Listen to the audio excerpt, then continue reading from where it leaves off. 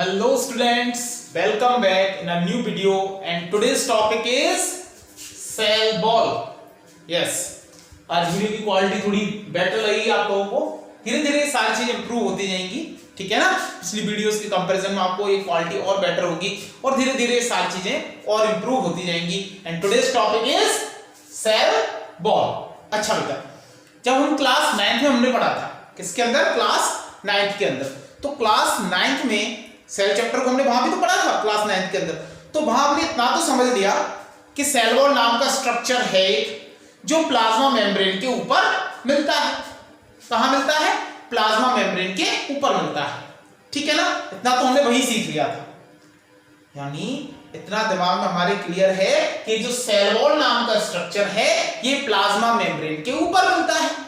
General सी बात है, पर कहां मिलता है, किन किन की सेल्स में मिलता है, ये अभी हमें उतना क्लियर नहीं है। हमें पता है प्लांट सेल्स के अंदर तो मिलता है, इतना तो हमें पता है कि प्लांट की जो सेल्स होती हैं उनके पास में क्या होता है? सेल वॉल होती है, प्लांट की जो सेल्स होती हैं। लेकिन और कहां मिलती है ये अभी हमें उतना क्लियर नहीं है जितना क्लियर अब होना हमारे लिए जरूरी है, ठीक है ना। तो बात करते हैं, it is a non living, कैसा स्ट्रक्चर बेटा? ये नॉन लिविंग स्ट्रक्चर है। पहला पॉइंट इंपॉर्टेंट, कैसा स्ट्रक्चर है ये? नॉन लिविंग स्ट्रक्चर है। जबकि प्लाज्मा मेम्ब्रेन कैसा स्ट्रक्चर था?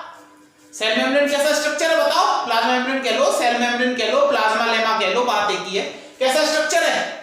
लिविंग। जबकि ये कैसा स्ट्रक्चर है हमारे पास? नॉन लिविंग स्ट्रक्चर है। First and important point is this is non living, पहली इंपॉर्टेंट बात। दूसरा, ये कैसा है? रिजिड है। कैसा है? रिजिड, ठीक है ना। रिजिड स्ट्रक्चर है। रिजिड का मतलब हमें समझ में आता है एक तरीके का सख्त स्ट्रक्चर, टफ स्ट्रक्चर, मजबूत स्ट्रक्चर है ना बेटा। रिजिड भी है ये, चलो अच्छी बात है। परमिएबल है। क्या है? परमिएबल। अब हम परमिएबिलिटी के बारे में भी हमें बहुत सारा पढ़ना है। Permeable, semi permeable, selectively permeable, impermeable, ये बहुत सारी टर्म सीखनी है। फिलहाल आप इतना समझ लो, परमिएबल का सिंपली मतलब क्या है कि इससे मटेरियल्स का एक्सचेंज आसानी से हो जाता है। इनसे मटेरियल्स जो हैं उनका एक्सचेंज आसानी से हो जाता है, ये परमिएबल है, ठीक है ना। अभी परमिएबिलिटी को बहुत डिटेल में पढ़ाऊंगा आप लोगों को, ठीक है ना। लेकिन फिलहाल आप इतना समझिए इससे मटेरियल्स का एक्सचेंज आसानी से हो जाता है। तो कैसा है ये? परमिएबल स्ट्रक्चर है। तो तीन बातें हमने जान ली किसके बारे में? सेल वॉल के बारे में। नॉन लिविंग का बेटा ध्यान रखना, रिजिड है और परमिएबल स्ट्रक्चर है। कैसा स्ट्रक्चर है? परमिएबल स्ट्रक्चर है। Outer to the plasma membrane, starting में बोला था ये पॉइंट, हमेशा कैसे मिलेगा ये? Outer to the plasma membrane. कभी नहीं हो सकता कि ये प्लाज्मा मेम्ब्रेन के नीचे चला जाए या प्लाज्मा मेम्ब्रेन उसके ऊपर आ जाए, नहीं, ऑलवेज आउटर टू द, ठीक है ना, plasma membrane. Plasma membrane, cell membrane जिसको अपन बोलते हैं, उसके हमेशा क्या रहेगा? ये ऊपर रहेगा। व्हिच इज फाउंड इन, किन में मिलती है हमको ये? एल्गी के अंदर मिलेगी। किसके अंदर मिलेगी? एल्गी के अंदर, ठीक है ना। फंगाई के अंदर मिलेगी, फंगस जो होते हैं फंगस के अंदर मिलेगी। बैक्टीरिया के अंदर मिलेगी। किसके अंदर मिलेगी? बैक्टीरिया और प्लांट्स, ये तो है, ये तो सबको पता है स्टार्टिंग से। अच्छा, एनिमल सेल्स में ये एब्सेंट होती है, टोटली एब्सेंट एनिमल सेल्स में, है ना। किन किन में मिलती है? एल्गी के अंदर मिलेगी, फंगाई के अंदर मिलेगी, बैक्टीरिया के अंदर मिलेगी और प्लांट के अंदर, यानी इनकी जो सेल्स हैं उनके अंदर प्रेजेंट होगी क्या?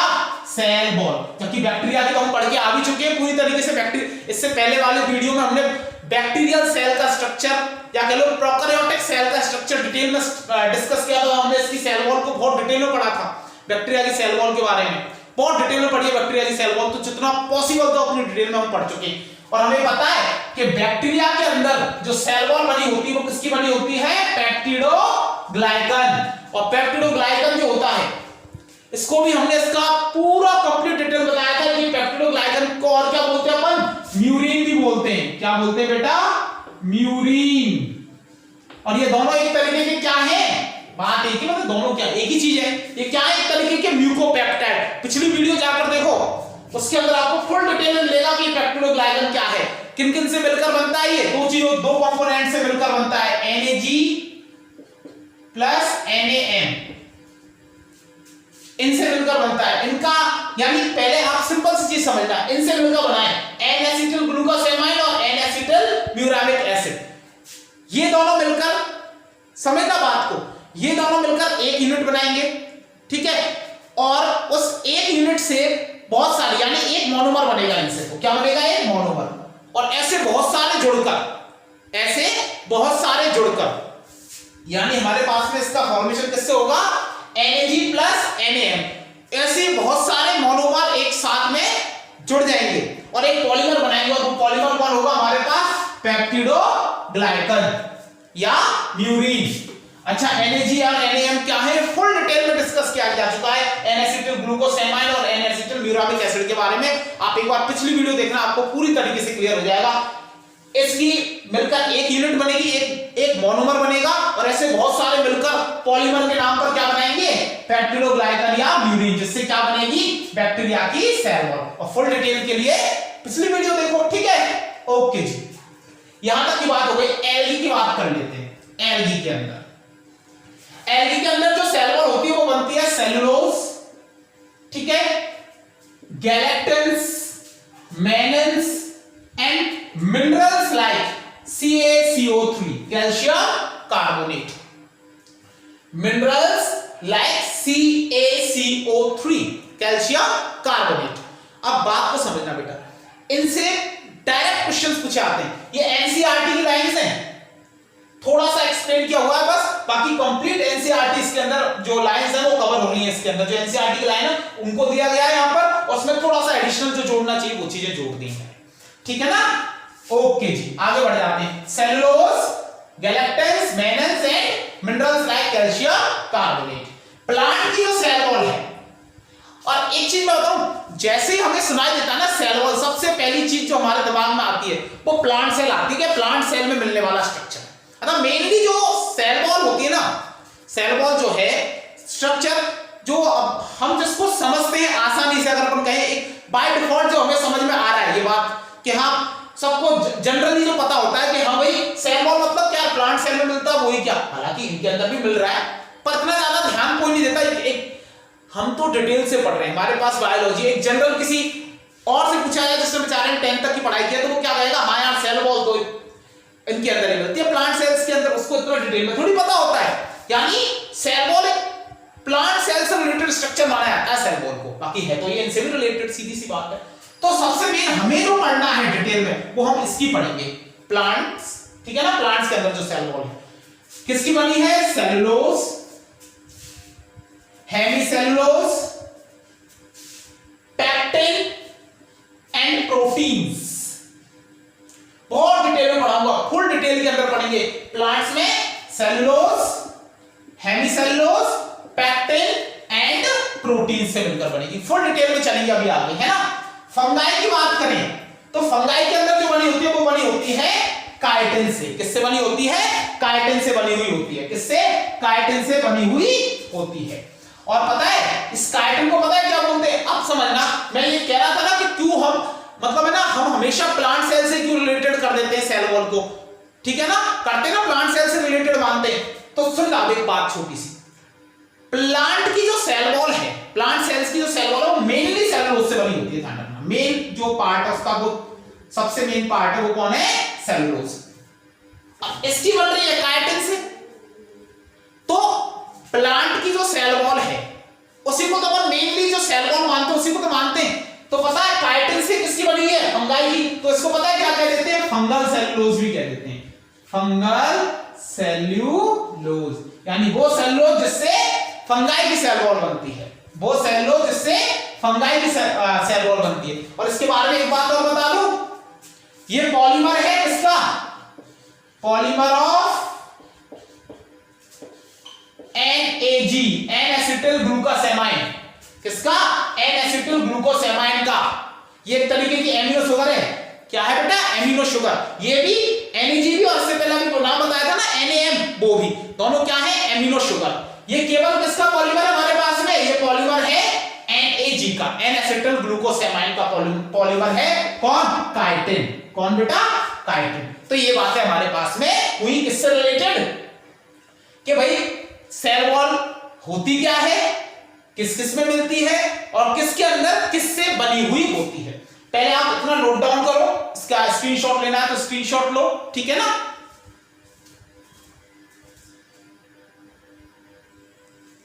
अब आगे बात करते हैं कि भाई जो सेल वॉल है वो डिस्कवर किसने की थी।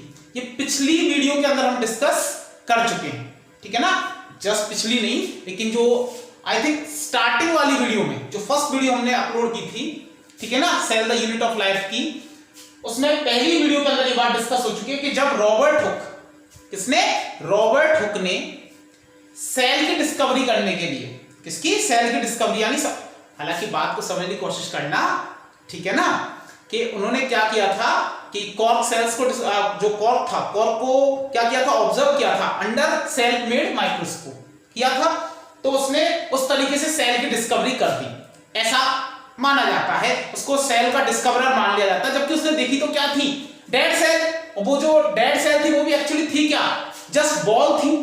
क्या थी? बॉल। उनके अंदर कोई प्रोटोप्लास्ट कुछ था नहीं, यानी वो केवल क्या थी? बॉल्स थी। और वो बॉल एक्चुअल में क्या थी? Cell wall. इस बात को अगर और प्रॉपर समझना है तो आप फर्स्ट वीडियो जो डाली थी वो आप देख सकते हो। यानी रॉबर्ट हुक ने जो सेल देखी थी ना, वो सेल नहीं थी, एक्चुअली क्या थी? वो सेल बॉल थी। कॉर्क, जब उसने कॉर्क को ऑब्जर्व किया था अंडर सेल्फ मेड माइक्रोस्कोप, ठीक है, तो उसकी डिस्कवरी किसके नाम हो गई? Cell wall was discovered by Robert Hooke while he was observing cork, ठीक है ना। कॉर्क को जब उसने ऑब्जर्व किया था, ठीक है, with the help of self made microscope, ठीक है ना बेटा। यहां तक की बात हो गई हमारे पास। अब बात करते हैं the cell wall of plants. अब बात किया, मैंने आपको पहले बता दिया, प्लांट्स के बारे में बात करेंगे mainly. The cell wall of plants, plants की जो सेल वॉल होती है कंसिस्ट ऑफ टू रीजन्स। उसमें दो रीजन होते हैं। कितने रीजन होते हैं? दो रीजन होते हैं उसके अंदर। कौन कौन से? प्राइमरी वॉल और सेकेंडरी वॉल। कौन कौन सी? प्राइमरी वॉल और सेकेंडरी वॉल। प्लांट की जो सेल, प्लांट सेल्स की जो सेल वॉल होती है ना बेटा, प्लांट सेल्स की जो सेल वॉल होती है वो कितने रीजन्स में डिवाइड होती है? कितने रीजन्स से बनी होती है? Two reasons. कितने रीजन्स है उसके अंदर?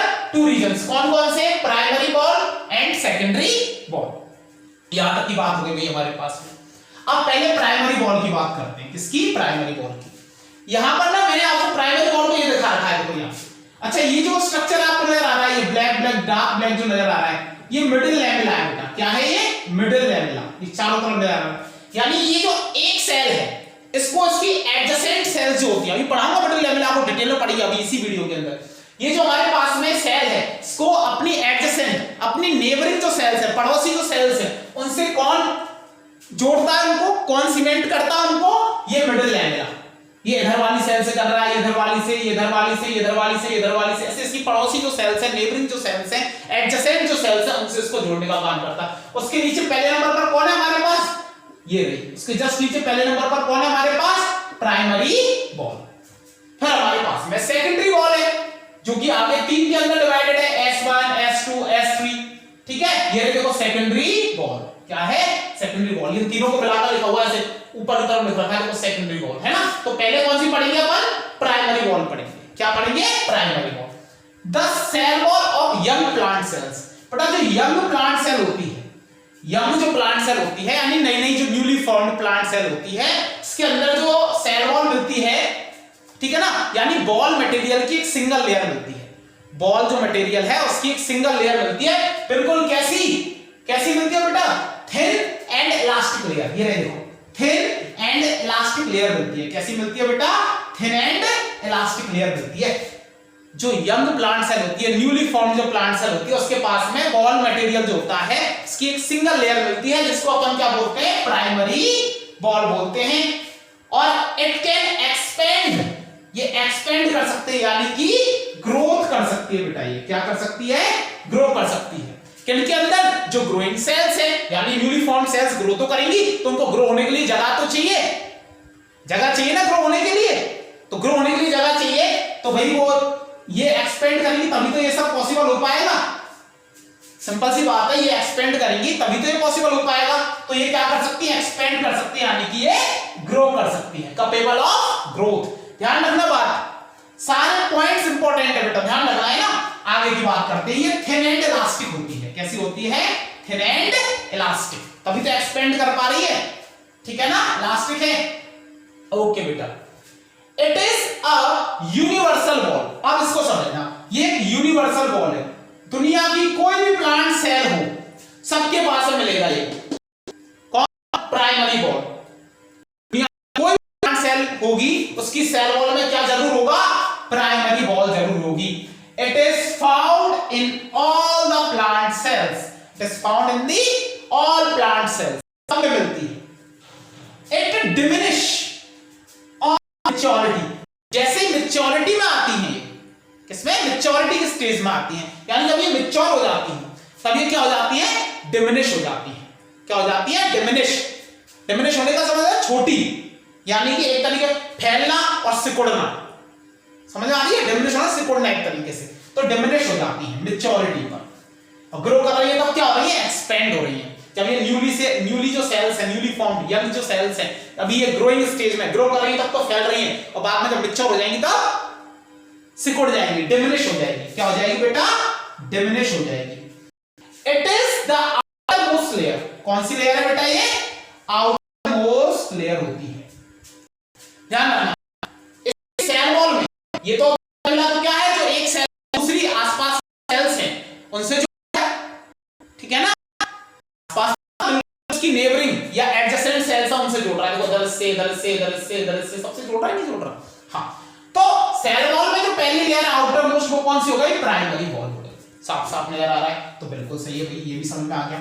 Formation by intussusception, formation by intussusception. अब ये इंटूससेप्शन क्या चीज है समझने की कोशिश करना कि भाई इंटूससेप्शन क्या है। अभी मैं आपको ना सेल वॉल फॉर्मेशन के दो मेथड पढ़ाऊंगा, इंटूससेप्शन एंड एपोजिशन, तब अपन इसको डिस्कस करेंगे इसी वीडियो के लास्ट में, है ना।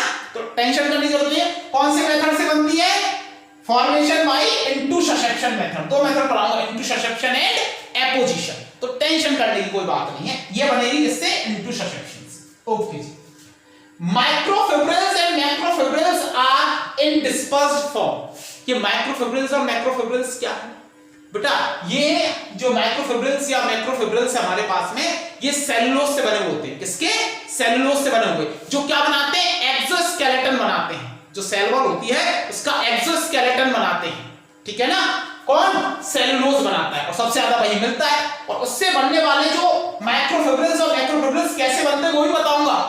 सेलुलोज से मिलकर बनते हैं माइक्रोफिब्रिल्स और मैक्रोफिब्रिल्स। इनका जो अरेंजमेंट होता है ना बेटा, वो डिस्पर्स्ड फॉर्म में, यानी कोई वेल अरेंज्ड नहीं है, वेल अरेंजमेंट नहीं है, डिस्पर्स्ड है, फैले हुए हैं, इधर उधर इधर उधर फैले हुए हैं, ठीक है ना। ये इंपॉर्टेंट बात है, ध्यान रखना कैसे है, डिस्पर्स्ड। देख लो ये रहा, ये रहे देखो फिब्रिल्स, ये रही है, ये जो बना रखे हैं, ये रहे, ये फैले हुए नहीं है, बिल्कुल फैले हुए, इधर उधर उधर कोई अरेंजमेंट नहीं है, डिस्पर्स्ड फॉर्म में, फैले हुए फॉर्म में। अब हमने एक बात कही थी कि ये यूनिवर्सल वॉल है, जितनी भी प्लांट सेल्स होंगी सबके अंदर मिलेगी कौन सी, प्राइमरी बॉल। हर प्लांट सेल की सेल वॉल में प्राइमरी बॉल जरूर मिलेगी। ध्यान रखना, सेकेंडरी बॉल पता है किसमें एब्सेंट हो जाती है, मेरिस्टेमेटिक वाली में और पैरेंकाइमेटस वाली में सेकेंडरी बॉल नहीं मिलती, उनमें केवल और केवल कौन सी मिलती है, प्राइमरी बॉल मिलती है। केवल कौन सी मिलती है, प्राइमरी बॉल। तो in meristematic and parenchymatous cells only primary wall is found, इनमें सेकेंडरी वाली नहीं मिलती, इनमें सेकेंडरी वाली नहीं मिलती है। तो ये बात यहां तक बिल्कुल क्लियर हो गई, ठीक है भाई। इसका स्क्रीनशॉट लेना है, स्क्रीनशॉट लो, जो भी करना है इसको नोट आउट करना है, नोट आउट करो, ठीक है ना। ओके बेटा,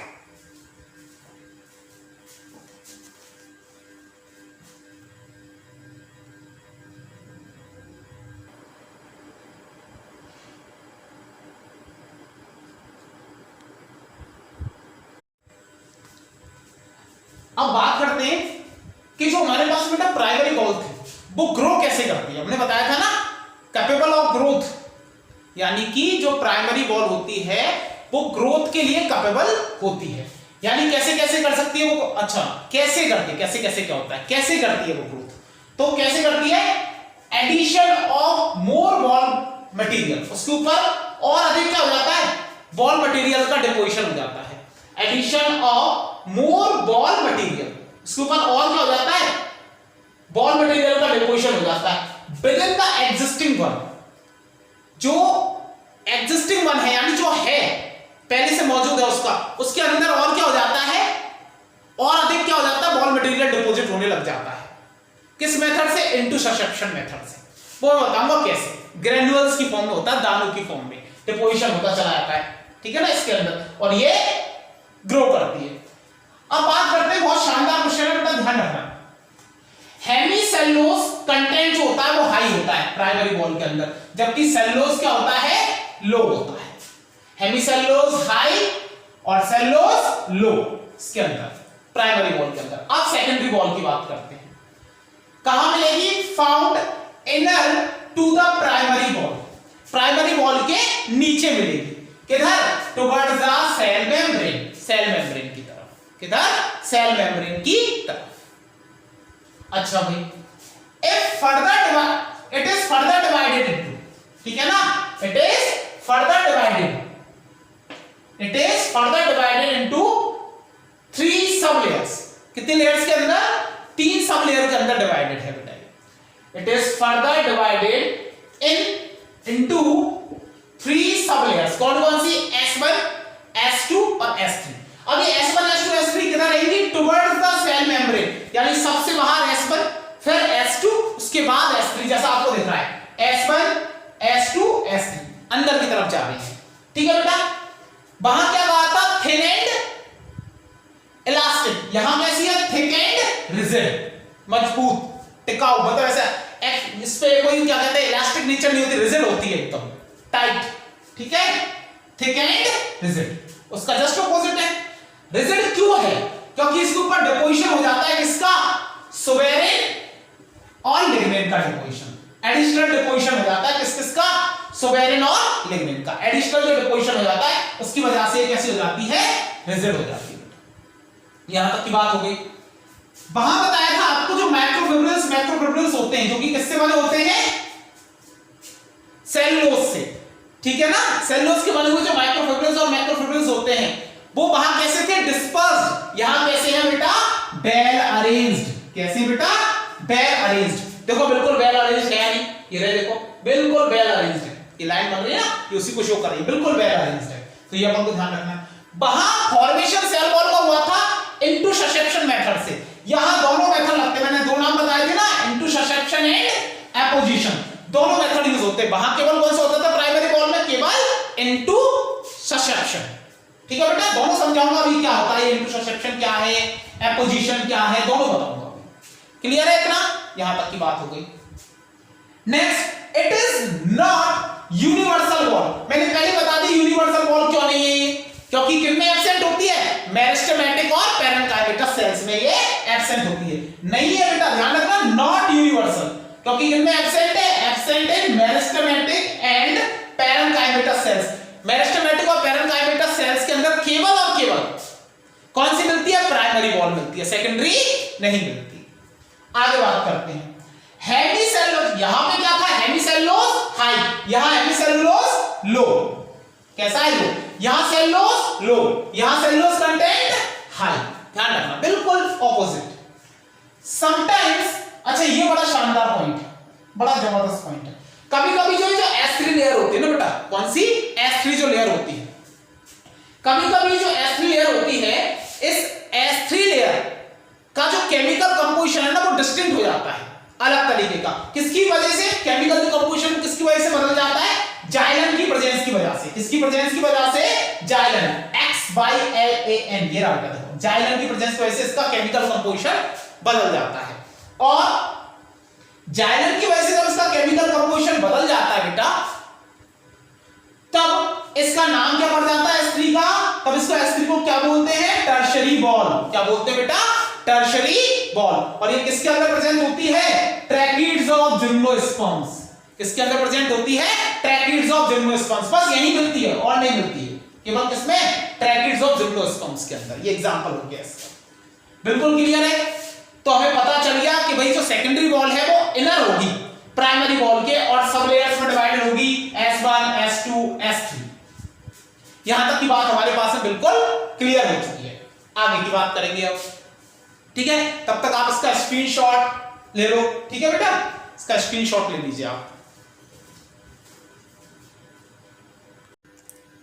अब सेल वॉल जो होती है ना बेटा, वो मेनली किससे कंपोज होती है? सेलुलोज से। ये बात हमारी पहले भी हो चुकी है। मेनली किससे कंपोज होती है? मेन कंपोनेंट क्या है? मेन कंपोनेंट है बेटा सेलुलोज। क्या है? Cellulose main component. Cell wall का अगर अपन प्लांट सेल की बात करें, बताइए मेन कंपोनेंट अगर पूछा जाए तो कौन है हमारे पास? सेलुलोज। अदर कंपोनेंट जो है वो स्मॉल अमाउंट के अंदर मिलते हैं, जैसे कि हेमिसेलुलोज है, पैक्टिन है, क्यूटिन है, लिग्निन है, सेवेरिन है, एटसेट्रा, ठीक है। हेमिसेलुलोज, पैक्टिन और लिग्निन, ध्यान रखना, हेमिसेलुलोज, पैक्टिन और लिग्निन, ये तीनों के तीनों जो पॉलीसैकेराइड्स हैं, क्या है ये तीनों?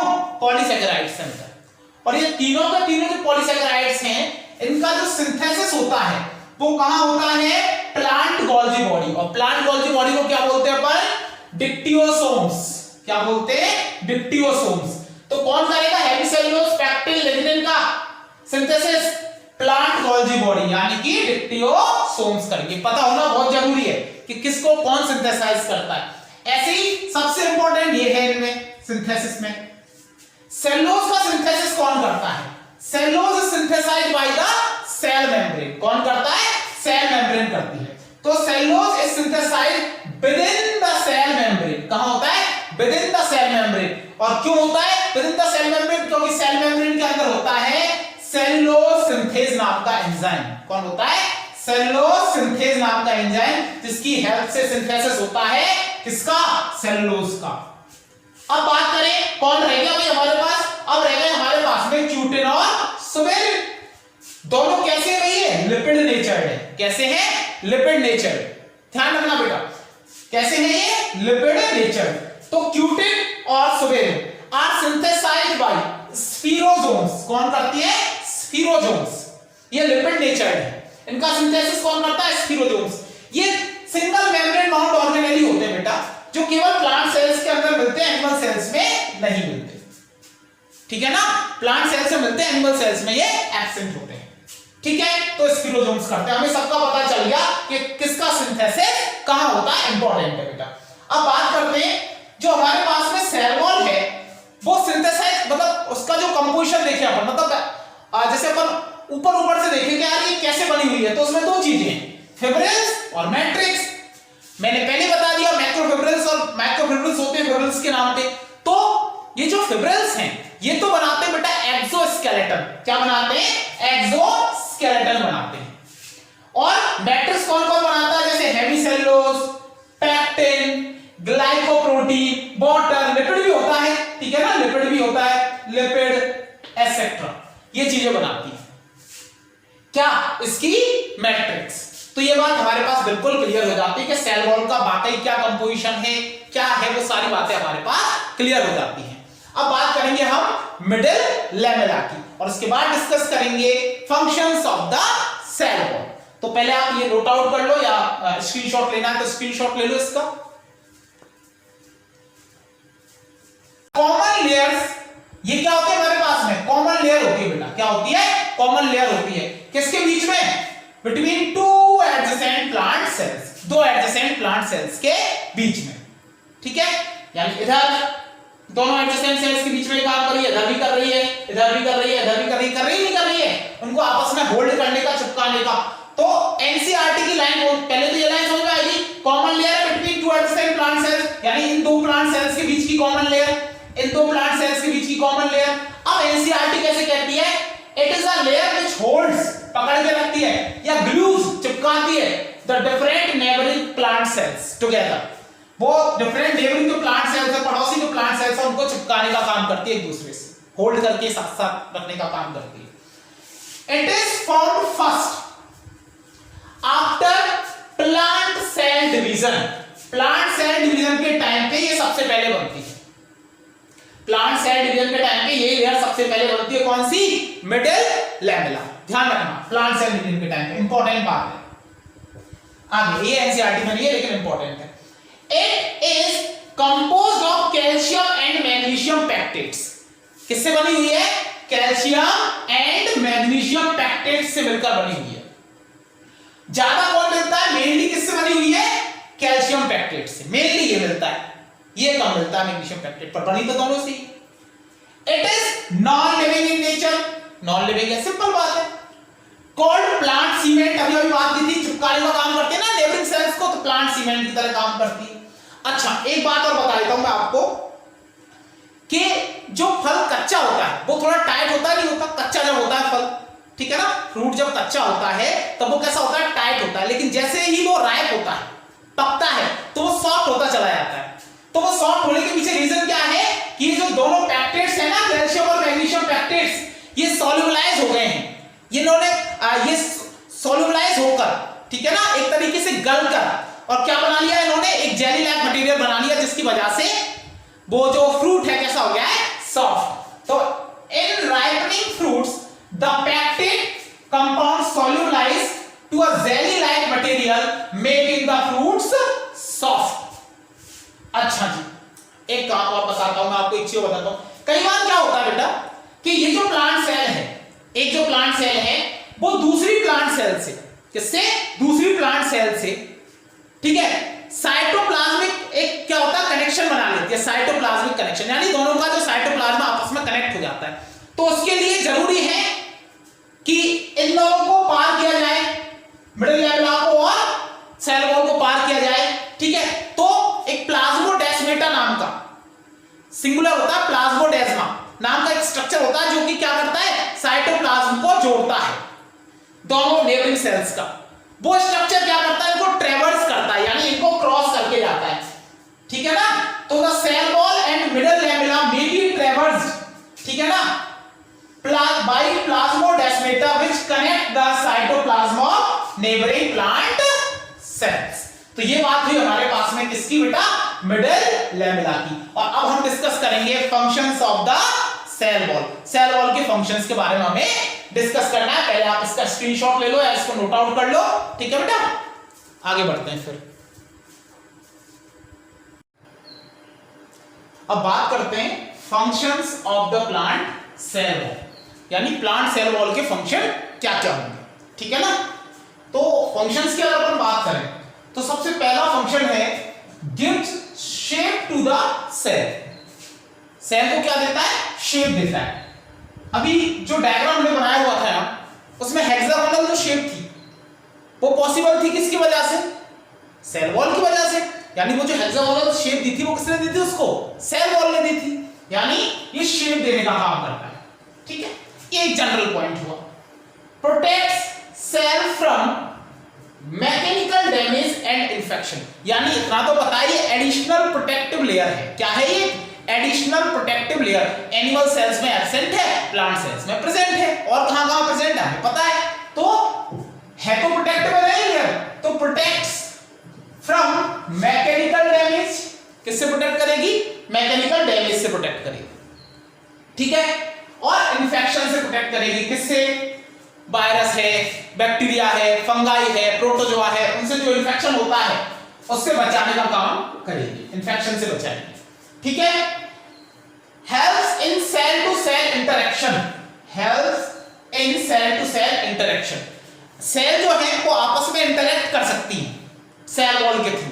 किसके थ्रू? सेल वॉल के थ्रू वो आपस में क्या कर सकती है? इंटरेक्ट कर सकती है। क्या कर सकती है? एक दूसरे से इंटरेक्ट कर सकती है, ठीक है ना। ये अपन को ध्यान रखना है, ठीक भाई, याद की बात। तो आपस में सेल टू सेल इंटरेक्शन में वो मदद करता है इसकी।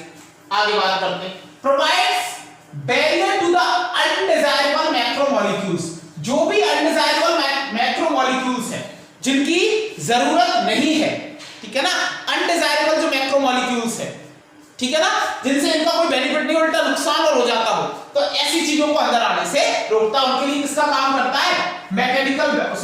उनके लिए क्या करता है? बैरियर प्रोवाइड करता है। क्या प्रोवाइड करता है? बैरियर प्रोवाइड करता है। किनके लिए? अनडिजायरेबल मैक्रोमोलेक्यूल्स के लिए। मैक्रो मतलब छोटे, मैक्रो मतलब बड़े, ठीक है ना। ये अपन को पता ही है।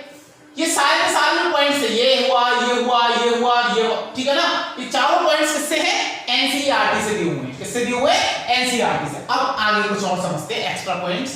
It allows material pass in and out of the cells. Cells के अंदर आने देते मटेरियल्स को और बाहर जाने देते। परमेबल तो है, आराम से आए और जाए, परमेबल है, परमेबल होते हैं, कोई भी मटेरियल आए जाए आर पार, कोई दिक्कत नहीं है। ठीक है, तो यानी कि क्या करते हैं, अलाउ करते हैं मटेरियल्स को pass in and out of the cells, cell के अंदर आने के लिए और बाहर जाने के लिए, दोनों ही अलाउ करते हैं। ठीक है ना, और इसी वजह से तो क्या कर पाते हैं, सेल टू सेल इंटरेक्शन करने देते हैं। ऐसी दूसरी सेल करने देती है तो सेल टू सेल एक दूसरे को इंटरेक्ट करने देते नहीं, करने देते। मटेरियल्स को आराम से एक सेल से दूसरे सेल में आ सकते हैं, दूसरे सेल से एक सेल में आ सकते हैं, है नहीं ये चीज पॉसिबल। ये जब मैं आपको ट्रांसपोर्टेशन इन प्लांट्स पढ़ाऊंगा, ट्रांसपोर्टेशन इन प्लांट्स, तब आपको ये सारी चीजें आराम से समझ में आ जाएगी। क्योंकि फिलहाल क्या आप इतना समझ लीजिए कि ये क्या करता है, मटेरियल्स को अंदर आने देता है, बाहर जाने देता है, परमेबल नेचर है मटेरियल, कोई भी मटेरियल हो आए जाए कोई दिक्कत नहीं है इसको। ठीक है, पर अब ऐसा नहीं है, पहले मैंने आपको ये एक चीज यहां पर डिस्कस कर दी है पहले से, किनको, अनडिजायरेबल मैक्रोमोलिक्यूल्स को, किनको, अनडिजायरेबल मैक्रोमोलिक्यूल्स को। ठीक है ना, अनडिजायरेबल जो मैक्रोमोलिक्यूल्स हैं उनको आने जाने से रोकता है। ठीक है ना, जाने से तो क्या, आने से रोकेगा, सीधी सी बात है, इसमें आने क्यों देगा, अनडिजायरेबल जो चीज होगी जाने से क्या होता है। ठीक है ना, उनको आने से रोक देगा। दूसरी चीज, इन्फेक्शन से बचा लेगा, उनको नहीं आने देगा। ठीक है ना, ये सिंपल सी चीज हमारे पास में समझ में आ जाती है। तो it allows materials pass in and out of the cells. ये क्लियर है बात, यहां तक की बात हो गई, इन पॉइंट्स को ध्यान रखते हुए। ठीक है ना, बैरियर इनके लिए प्रोवाइड करता है, इन्फेक्शन से बचाता है, इन बातों को ध्यान रखते हुए मटेरियल्स को आने जाने देता है।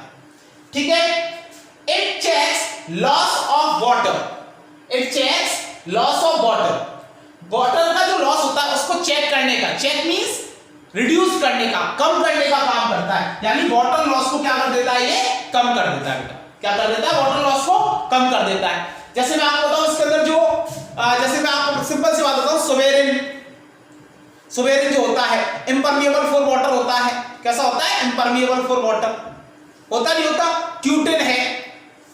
ये चीजें क्या करती है, ट्रांसपिरेशन के थ्रू जो वाटर लॉस होता है, ट्रांसपिरेशन का मतलब loss of water from aerial parts of the plants like stem, branches और क्या बोलते हैं इसको, लीव्स, उनसे जो वाटर का लॉस होता है उस लॉस को क्या कर देता है, कम कर देता है। कौन, सेल वॉल, उसमें जैसे सोवेरिन होता है, सेल वॉल के अंदर क्यूटेन होता है। ठीक है ना, ये चीज हमारे पास में बात हो गई। आगे बात करते हैं, और डिहाइड्रेशन से बचा लेता है। ठीक, थ्रू प्लाज्मोडेस्माटा। अब ये क्या चीज है प्लाज्मोडेस्माटा, ट्रांसपोर्टेशन इन प्लांट्स में पढ़ाऊंगा, फुल डिटेल में डिस्कस करेंगे इसको, प्लाज्मोडेस्माटा को। आप सिंपल समझ लो, दो जो एडजेसेंट सेल्स हैं उनके बीच में एक साइटोप्लाज्मिक कनेक्शन हो जाता है। कैसा, साइटोप्लाज्मिक कनेक्शन हो जाता है, दोनों के साइटोप्लाज्म आपस में जुड़ जाते हैं। किस स्ट्रक्चर की मदद से, प्लाज्मोडेस्माटा, सिंगुलर क्या होता है, प्लाज्मोडेस्मा। तो through plasmodesmata helps in maintaining osmotic pressure. अब मैं आपको सिंपल सी बात बताऊं कि ऑस्मोटिक प्रेशर जो टर्म है, इसको समझने के लिए हमें थोड़ी सी कुछ चीजें हैं, कुछ छोटी मोटी सी टर्म्स होती है हमारे पास में। जैसे ये टर्म्स को एक साथ समझाऊंगा मैं आपको, जैसे diffusion pressure, osmotic pressure, diffusion, osmosis. ठीक है ना, ये जो चीजें हैं ये एक साथ समझ में आएंगी। यहां पर अगर अपन इस टॉपिक को छेड़ देंगे तो ये थोड़ा सा अभी प्रॉपर क्लियर नहीं हो पाएगा, वीडियो बेवजह लेंथी हो जाएगी। तो इसके बारे में डिस्कस करिए। फिलहाल आपको केवल इतना समझ लेना है कि हाँ भाई ऑस्मोटिक प्रेशर को मेंटेन करने का काम करेगा, बस सिंपल। ठीक है ना, ओके बेटा, डिस्कस सारी चीजें होंगी, लेकिन जब प्रॉपर टाइम होगा, ठीक है ना, उस चीज को डिस्कस करने का, तब अपन इस चीज को डिस्कस करेंगे। फिलहाल के लिए आप इतना समझे। ठीक है, गिव स्ट्रेंथ, ठीक है ना, give strength to land plants to withstand gravitational forces. यानी ग्रेविटेशनल जो फोर्स होता है उसको विथस्टैंड करने के लिए, उससे रक्षा करने के लिए, उससे बचने के लिए, यानी ग्रेविटेशनल फोर्स से क्या हो जाएंगे, टूट सकते हैं, तो उनसे बचाने के लिए मजबूती देता है, उसको झेलने की ताकत देता है ग्रेविटेशनल फोर्स को। समझ में आ रही बात? तो give strength to land plants to withstand the gravitational forces. Gravitational जो फोर्स होता है उसको विथस्टैंड करने के लिए, उससे मतलब एक तरीके से उससे बचाने के लिए, उसको झेलने की ताकत देता है, उसको झेलने की, ग्रेविटेशनल जो फोर्स होता है उसको झेलने की ताकत देता है। सिंपल सी बात है, मजबूती प्रोवाइड करता है कि उससे वो ग्रेविटेशनल फोर्स को झेल सके। ठीक है। और स्ट्रेंथ कौन प्रोवाइड करते हैं, जैसे लेग्रेन हुआ, सोवेरेन हुआ, करते नहीं करते, स्ट्रेंथ प्रोवाइड करते, रिजिड बना देते हैं उसको, सेल वॉल को। तो ये पॉइंट्स हुए, आप इसका स्क्रीनशॉट ले लीजिए या जो भी नोट आउट करना है तो नोट आउट कीजिए, है ना।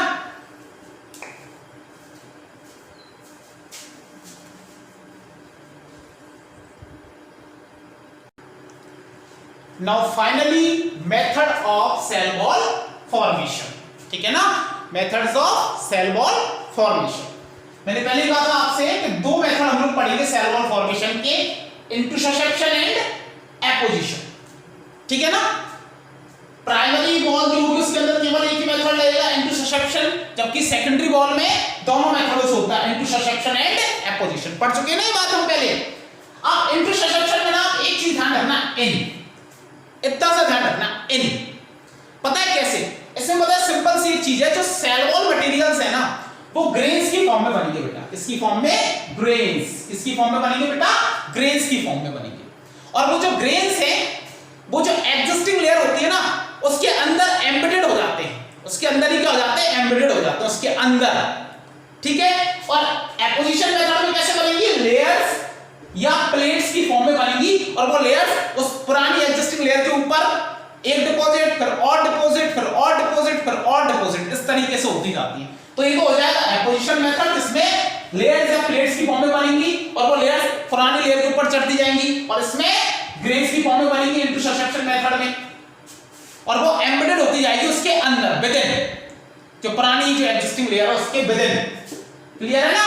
तो इंटरसेप्शन मेथड में, in this method cell wall materials are found in the form of grains, और in this method cell wall materials are found in the form of layers, किसकी फॉर्म में, layers की form में, ठीक है ना।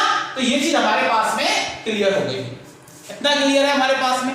अच्छा, एक तरीके से हमारे पास एक चीज और होती है, समझने की कोशिश करना, ये जो पार्ट हमारे पास में जो लेयर्स की फॉर्म में ऊपर डिपॉजिट होना है, इसको अपन और क्या बोल देते हैं, एक्रीशन भी बोल देते हैं, एक्रीशन, और क्या बोल देते हैं इसके लिए टर्म, एक्रीशन, ठीक है ना बेटा, एक्रीशन टर्म भी यूज कर ली जाती है, ठीक है ना। तो ये हमारे पास में बात हो गई यहां तक। तो बेटा हमारे पास में सेल वॉल कंप्लीट हो गया। नेक्स्ट वीडियो के अंदर हम सेल मेम्ब्रेन के बारे में डिस्कस करेंगे, और आप लोगों का अच्छा रिस्पांस है वीडियो के ऊपर अभी तक, ठीक है ना। बस और थोड़ा सा आप लोगों का सपोर्ट चाहिए, और चैनल धीरे धीरे ग्रो करेगा, और धीरे धीरे हम क्वालिटी भी चैनल के अंदर धीरे धीरे लेके आएंगे, और पूरा कंटेंट जो भी, मतलब कुछ भी स्किप नहीं करेंगे, पूरा कंटेंट आपके पास अवेलेबल होगा इस चैनल के ऊपर। पहले जो वीडियो है वो डाल ही चुके हैं अपन, सेल का कंप्लीट इंट्रोडक्शन, सेल थ्योरी वगैरह, ठीक है ना, यूकैरियोटिक प्रोकैरियोटिक सेल्स के बारे में, ठीक है। इसके अलावा सेल वॉल के बारे में डाल दिया। अब हम सेल मेम्ब्रेन, सेल ऑर्गेनेल्स, और धीरे धीरे आगे बढ़ते हुए, ठीक है ना, और सेल साइकिल के बारे में पढ़ेंगे, ठीक है ना, सेल डिवीजन के बारे में पढ़ेंगे, और जितने भी होंगे हमारे पास टॉपिक्स उसको डिटेल में हम डिस्कस करेंगे नीट के पॉइंट ऑफ व्यू से, और आपको कंप्लीट, ठीक है ना, कंटेंट आपको इसके अंदर अवेलेबल होगा, और बिल्कुल नोट्स की फॉर्म में आपको सारी चीजें लिखवाई जा रही है। इसका आप स्क्रीनशॉट लो, नोट आउट करो, जैसे भी आपका पॉसिबल हो, और अपने हाथों से नोट्स बनाओ बेटा, ठीक है ना। तो इसका भी स्क्रीनशॉट आप ले लीजिए, और सेल वॉल इस तरीके से आपका फिनिश हो जाता है। थैंक यू सो मच बेटा। और एक चीज का लाइक शेयर सब्सक्राइब जो है वो कहने की जरूरत नहीं है, आप लोग करोगे बिना कहीं, मुझे पता है। Thank you so much.